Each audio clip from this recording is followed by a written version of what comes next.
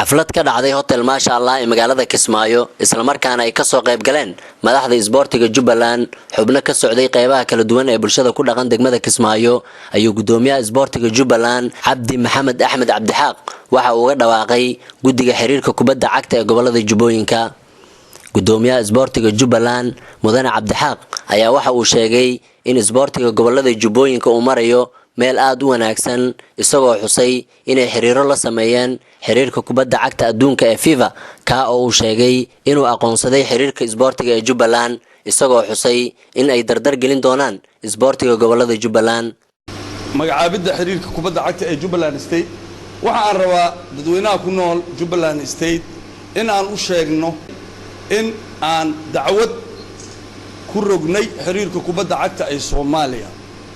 dacwadaas oo aan u dirnay FIFA taasi oo aan ka helnay FIFA warqadatan jawaabta ah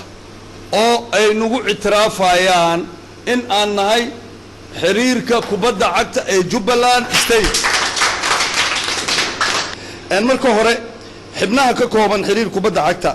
waa guddiga fulinta guddiga farsamada guddiga garsoorka guddiga discipliinka iyo director coach xiriirka Soomaaliya kubadda cagta ma qabo ilaa iyo hadda ma uu magacaabin adduunka uu ka jira okay and director coach waxa uu shaqadiisa ay tahay in macallimiinta ku nool gobolada oo dhan ay noo tababaraan gudiyadii isboortiga ee ka socday saddexda gobol ee Jubbaland ayaa iyaguna soo dhaweeyay magacaabista guddiga xiriirka kubadda cagta ee saddexda gobol ee maanta lagu dhawaaqay anigoo ah gudoomiyaha isboortiga xiriirka kubadda cagta ee gobolka Gado Barra Cali Aadan maanta waxaan aad ugu faraxsanahay dhameystirkii uu soo dhameystirmay xiriirka kubadda cagta ee Jubbaland xiriirka kubadda cagta ee Soomaaliya waxaan ka codsanaynaa in waa xiriirkeeni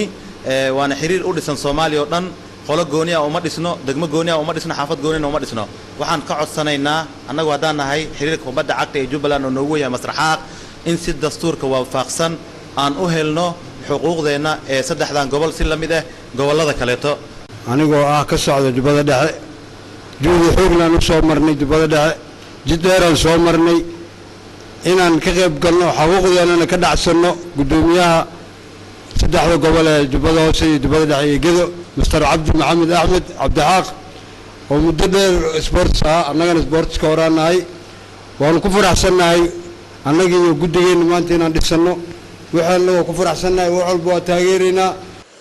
gudoomiyaha cusub ee isboortiga Jubbaland Cabdi Maxamed Axmed Cabdixaaq oo isagu ah qabiir dhanka isboortiga isla markaana hore u ahaan jiray goolhaye xulkii gobolka Jubbada Hoose xilligii ay dhisneed dawladda Soomaaliya ayaa waxa uu wadaa dadaalo uu ku doonayo inuu ku horumariyo isboortiga gobolada Jubbooyinka oo ay haystaan dhibaatooyin badan oo ay ka mid yihiin dhanka garoomada qalabka isboortiga iyo waliba inuu daboolo baahiyada asaasiga ee isboortiga gobolada Jubbooyinka